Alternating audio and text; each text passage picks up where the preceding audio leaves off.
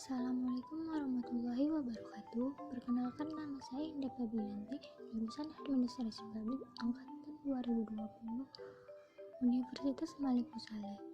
Di sini saya akan menjelaskan mengenai mata kuliah pemetaan sosial.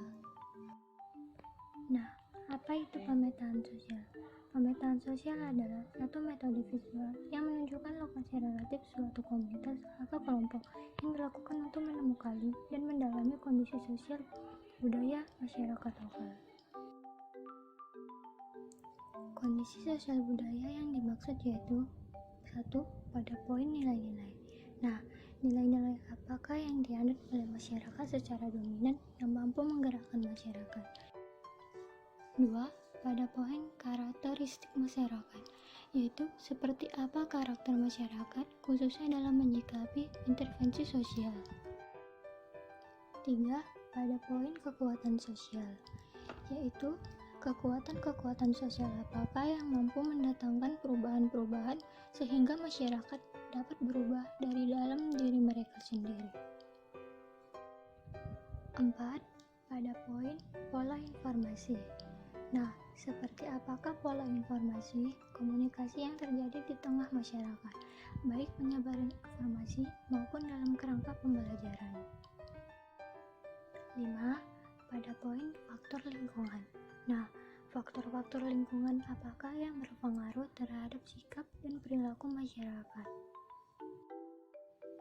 Selain itu, pemetaan sosial juga memiliki fungsi, yaitu antara lain 1. Sebagai langkah awal pengenalan lokasi sasaran dan pemahaman terhadap kondisi geografis wilayah. 2. Untuk mengetahui kondisi atau karakteristik masyarakat calon sasaran program. 3. Sebagai acuan dasar untuk mengetahui terjadinya proses perubahan sikap dan perilaku pada masyarakat sasaran. 4. Sebagai dasar dalam penyusunan matriks perencanaan kegiatan program sesuai dengan potensi serta permasalahan yang ada pada wilayah calon sasaran program. Selanjutnya, output pemetaan sosial adalah berupa dokumen yang berisi data dan informasi tentang 1.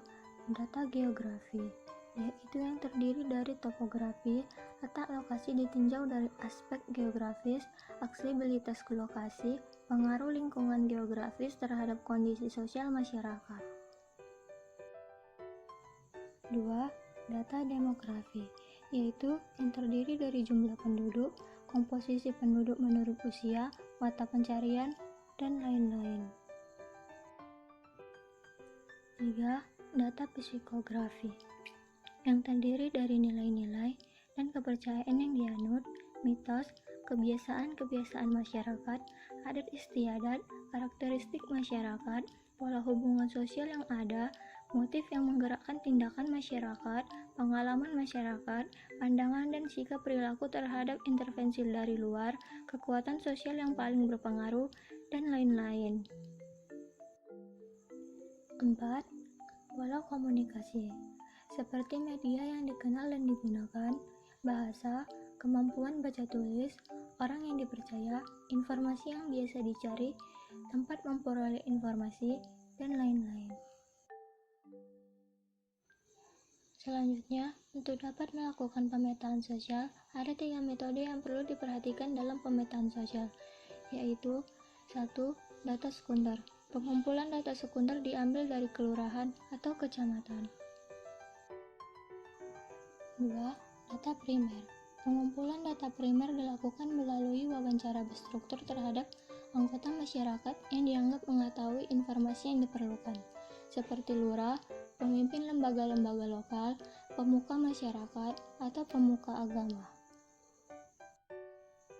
Observasi dilakukan melalui pengamatan langsung terhadap kondisi-kondisi lingkungan sosial, hubungan sosial, kebiasaan-kebiasaan masyarakat setempat, dan lain-lain.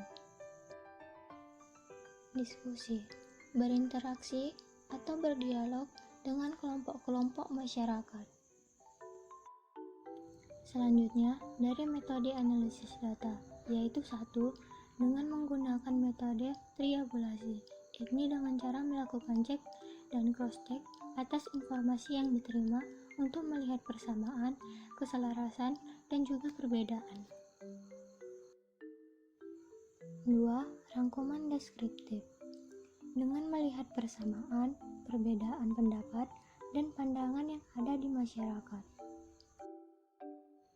3. Pembuatan penyimpulan. Setelah metode triangulasi dan rangkuman deskriptif, selanjutnya dilakukan pengambilan kesimpulan.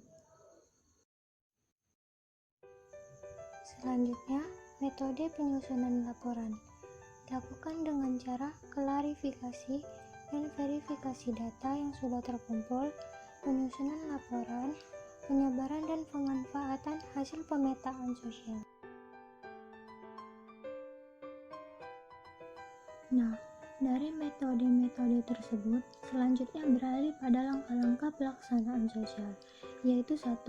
Menyusun desain dan pengorganisasian pelaksanaan pemetaan sosial. 2. Menyiapkan perangkat-perangkat instrumen atau panduan pelaksanaan, antara lain panduan wawancara berstruktur, panduan observasi, penetapan sasaran-sasarannya, baik tujuan maupun respondennya. 3. Uji coba instrumen secara internal dalam lingkungan tim dan penyempurnaan instrumen. 4. Praktik pengumpulan data dan informasi. 5. Diskusi temuan-temuan lapangan dalam tim untuk melihat ketepatan, kelengkapan, dan akurasi informasi dan data. 6. Analisa data dan informasi.